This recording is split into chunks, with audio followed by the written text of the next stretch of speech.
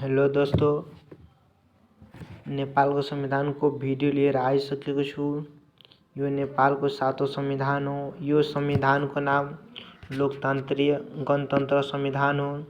यो संविधान नेपालको 7औं संविधान हो। यह संविधानमा 35 भाग, 9 अनुसूची र 308 धारा रहेको छ।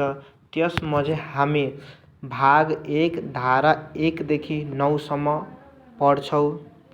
ल यस्तै गरी अन्त्यसम्म हेरौला। ल हेर्नु भाग नम्बर 1 मा खासै केही त दिएको छैन। यसमा संविधान, मूल कानुन, सार्वभौमता, राष्ट्र नेपाल, राष्ट्रिय हित, राष्ट्रिय भाषा, सरकारी कामकाज अरू जस्तो यसैसम्म दिएको छ। त हामी पढ्छौँ आज संविधानको मूल कानुन। यो संविधान नेपालको मूल कानुन हो। यसलाई संविधानसँग बाँझ्ने कानुन हदसम्म अमान्य हुने छ। यसका अर्थ यसको बन्ने छैन नि।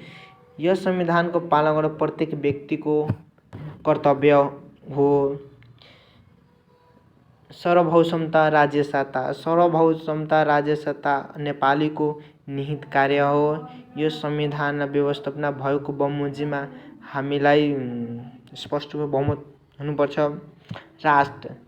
राष्ट्रमा हाम्रो जस्तो राष्ट्र बहुजातीय, बहुभाषीय र बहुधार्मिक, बहुसांस्कृतिक, विशेष धार्मिक र भौगोलिक विविधतामा रहेको नेपाली राष्ट्र स्वतन्त्रता, भौगोलिक अखण्डता, राष्ट्रहित, समृद्धिप्रति वास्ताहीन रही एकताको समृद्धिको सबै नेपालको जनताको समष्टि राष्ट्र हो। नेपालको राज्य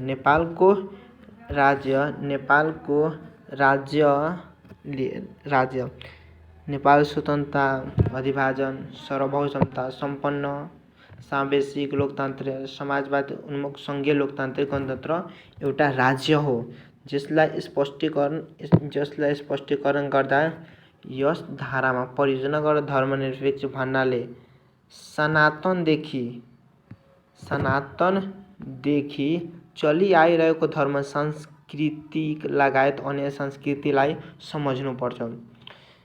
हेर्नु यो 1 र 2 यसलाई भन्छ उपधारा। यो धारा नम्बर 4 र उपधारा 1 हो। यो संविधानलाई प्रारम्भिक बखत हुँदा यसलाई बनाउँदाखेरि यो संविधानको प्रारम्भ भएपछि प्राप्त हुने क्षेत्रहरू।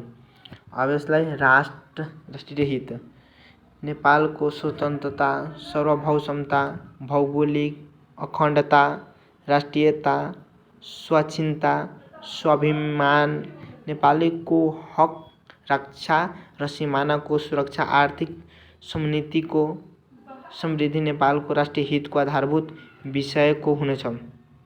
राष्ट्रिय हित प्रतिकूलको आचरण कार्य गर्ने यस कार्य सङ्घीय कानुनको बमोजिम दण्डित हुनेछ। यानि कुनै पनि गल्ती गर्दा यस कानुनको बमोजिम दण्डित हुनेछ। राष्ट्रभाषा हाम्रो नेपालमा राष्ट्रभाषा 126 वटा बोलिन्छ। सबै भाषालाई राष्ट्रभाषाको रूपमा यसलाई भनिन्छ। अब सरकारी कामकाजको भाषा देवनागरी लिपिमा लेखिएको भाषा सरकारी कामको भाषाको रूपमा हुनेछ। अब हेर्नु एकपटक नेपाली भाषाको अतिरिक्त प्रदेशमा आफ्नो प्रदेशभित्र बहुसांस्कृतिक यो धारा नम्बर 7 र उपधारा 2 को बमोजिम छ। यो 2 मा दिएको छ। यसमा 2 को 2 मा प्रदेश आफ्नो प्रदेशभित्र बहुसङ्ख्या जनताले बोल्ने एक वा एकभन्दा बढी राष्ट्र भाषालाई प्रदेश कानुन बमोजिम प्रदेश सरकारी कामको भाषामा निर्धारित गर्न सकिनेछ। जस्तैमा राष्ट्रिय झण्डा नेपालको राष्ट्रिय झण्डा सिमरिक रङको भई टाढा नीलो रङको किनारा भएको यो 2 त्रिकोण अलिकति जोडिएको माथिल्लो भागमा खुप्पो चन्द्रमाको बीचमा षट्कोणमा देखिने सेतो आकारको, तल भागमा बाहु कोणयुक्त सूर्यको सेतो आकार र अतिरिक्त झण्डा भएको नेपाल राष्ट्रियलाई यसलाई झण्डा हो। यो नेपाल झण्डा हो। नेपाल राष्ट्रिय झण्डा बनाउने तरिका र तथ्य सम्बन्धी अन्य विवरण सूची नम्बर 1 मा भएको हुनेछ। राष्ट्रिय गानको अनुसूची नम्बर 2 मा उल्लेखित भएको छ। यसमा निशान छाप अनुसूची लेखिएको बमोजिम छ।